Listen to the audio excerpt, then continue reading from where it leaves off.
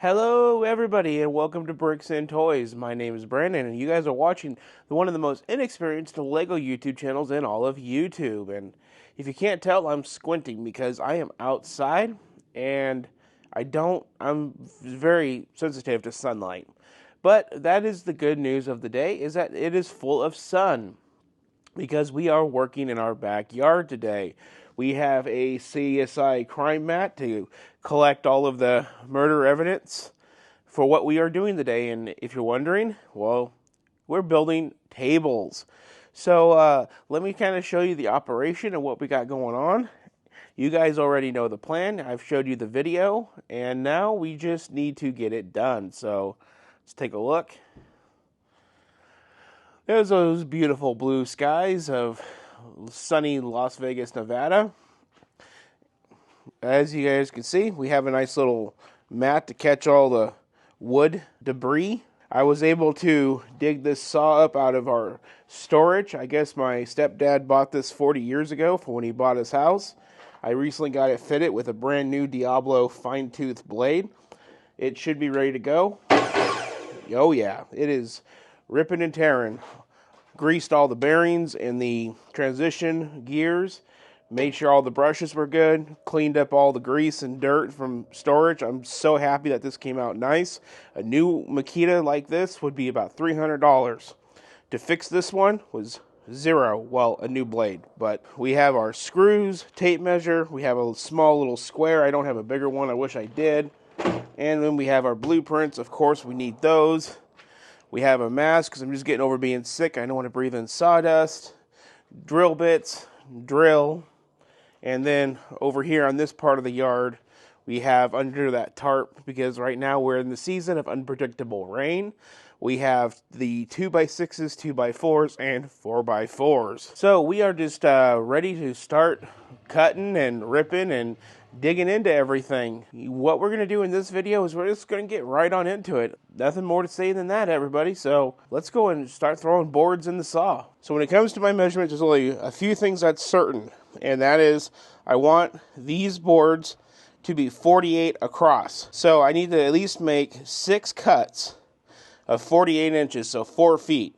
Now, the only issue that I'm worried about is with these older saws. Maybe it's just because of this model. I don't expect this blade to actually make a full cut through a 2x6. So I might actually have to flip this board around and do it again. So I got to make sure my alignment is perfect. Now, this thing being 40 years old, there is no LED laser. There is nothing.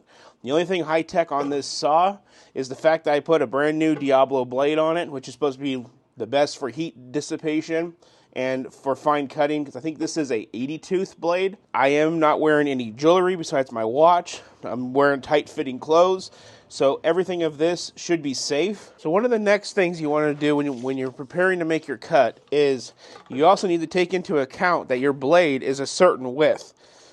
So you want to make sure for me, I'm going to cut on the opposite side of the line, because I want this to be 48 inches.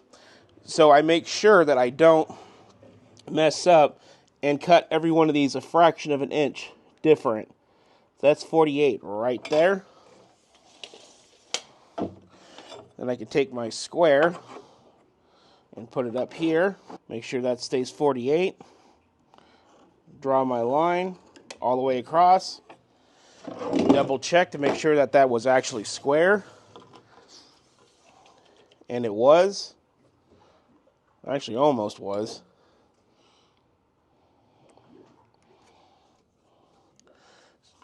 So when it comes off a little bit different, just double check it.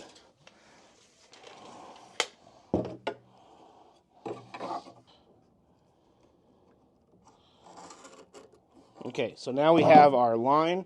We know where we're supposed to go. All we gotta do now is drop that sucker into the saw. Now, like I said, when I line this thing up, I want to line it up on the opposite side of that line. So that blade is touching right there on that outside line perfectly. Wish us all luck and a headphone warning.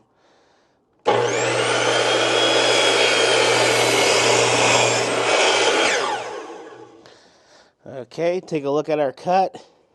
Yeah, it didn't fully cut through. So we are going to have to flip this thing around carefully.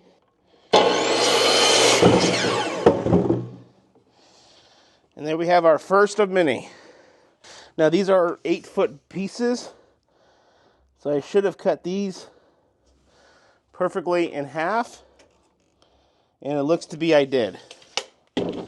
So that right there is one table. I'm just going to keep on cutting wood. And when we're ready to start splicing joints with some screws and that kind of a deal, I will patch you in on that. For now, let's go to a time lapse of me just whacking wood. Whacking wood? Let's whack some wood.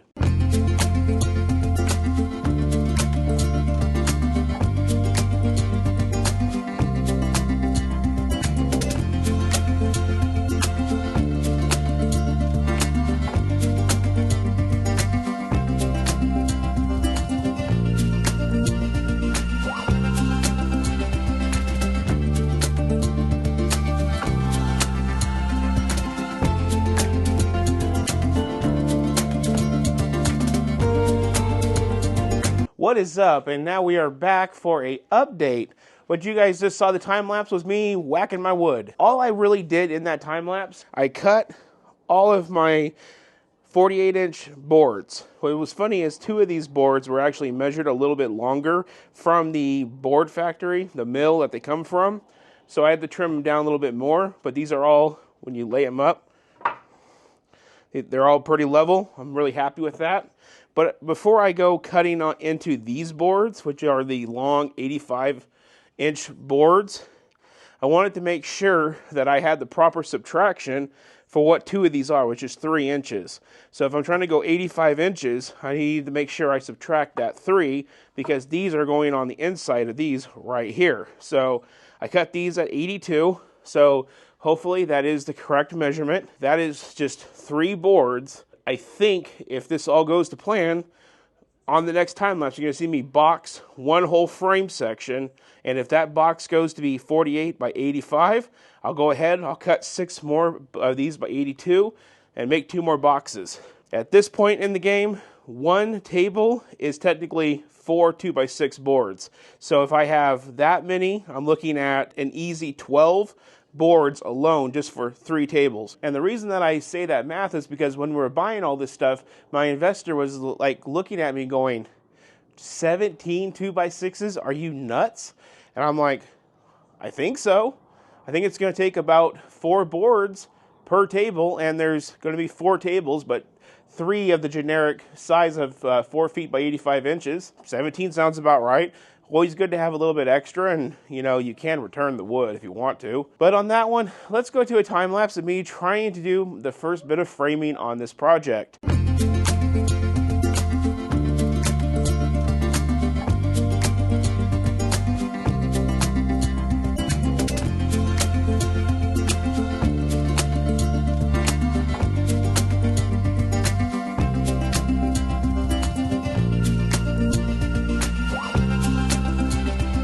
Well, we have a frame. Take a look at that, guys. That is an 85 long by 4 feet wide framing section. I know the lighting's not that good out here because it's part shade and part sun. Now, I am going to run multiple boards down the center to really reassure that and make that super strong, because I plan on walking on this by the time it's all done. Instead of walking on sunshine, I'm going to be walking on Lego. So that is the goal, is to hold up a 300-pound guy all the way through. This is just the part that I had questions about. If I cut these at 82 and spaced them out, would it work? And you know what, guys? It does work. The only thing that I had a really hard time with, you probably saw it on the time lapse, was me getting that center board actually squared. For some reason, the math was not mathing. We have a 48 stud here, so what's the middle of 48? 24. A 2x4 is actually 1.5 inches wide. That's 0.75 inches. So you have a 0.75 center on the board. You have a 24 center on that board. You put the 24 with the 0.75, screw it together. Guess what? You're a fraction of an inch off from here to there and from there to there. So when I put my support beams, I'm going to have one a fraction of an inch longer on one side than the other. And in that regard, I call that very annoying. For right now, I'm going to tell you guys, I'm going to want some personal time to get these things put together. When I start doing the center boards, I might patch you guys back in, but for right now, I just want to work without having to think about cameras, time lapses, and all of that stuff. I just want to focus and do my job. You guys have gotten the general gist. 2x6s, 82 inches, 42 or 48 inches wide. You guys got all that. You guys know what kind of hardware we're working with. Now, let's just get 3 examples of these right here, 3 examples, and then we'll start working together on getting the middle pieces done. Well, guys, it has been about 6 hours since I started work today, and I am done with work today. I have had enough. At the time of filming this, I am still recovering from the bug. I had to film this video series earlier than expected because my investor does not like me doing projects like this when she is home. It makes her skin crawl. She wants to get involved and she knows that she shouldn't. That I am just calling it a day. I have to get better still, and let me tell you where we're at, and it's not too pretty. We have 3 perfectly framed out frames. I am very happy. These are identical to the blueprints. I have never done work really lit like this before, and I'm super impressed. There's a small section right down there. Now, all that these need are wheels and legs. I don't have the wheels yet. I do have the legs, but I don't want to cut the legs until I can measure how tall the wheels are, because I don't want the city going up too high. Like I said, I want it up to about that much higher, about 5 to 10 inches, but I need to make sure I don't go up too much higher. As it is, I'm going to have the problem of that shelf. I'm going to have to take that shelf out, and I'm not looking forward to that. I don't know where I'm going to put all those Lego, but I'm going to have to put them somewhere. And I'm also going to have to move up Batman and possibly Obi. I think everything else might be okay. And with that, everybody, in the next episode, you're going to see me tearing out the Lego City. The train, the trees, everything has to come off of these tables. And not only that, all of the storage underneath of the tables has to come out. And I'm going to get rid of all of these rugs. These rugs are just ugly and terrible, and I hate them very much. Before we can come over here and finish up with this, we now need to make room and take out all of this and get ready to put the tables together. So that's going to be the next episode. That one, if you guys want to leave thanks, little link right below the screen. Anything you guys donate helps fund the Lego chaos that you guys are seeing around me.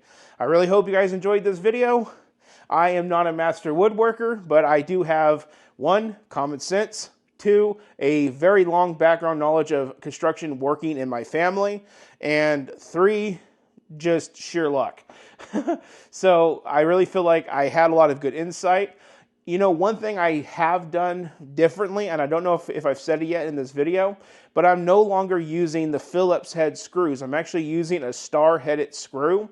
I've heard a lot of Reddit forums and stuff saying that to use a Phillips head construction screw is like a thing of the past. I'm new to this, and I'm like, well, hell, I grew up in the country. All we ever did was use Phillips head screws, throw a screw in it. That's, screws and duct tape. But anyway, I've been actually using these star-headed screws. They have been phenomenal. No strippage, no slippage. The screws just sink right in. It has been wonderful using the star-headed type screws. It's annoying to think that you're going to have a special bit to take apart the table, but at the same time, at least it's a good screw. And on that bombshell, we're out of here. Thank you so much for watching. Like, share, and subscribe. Don't miss part 2. I don't know when it's going to be coming out next because I'm filming all of this early and I still have to get my February schedule put together. So with that one, y'all have a good one.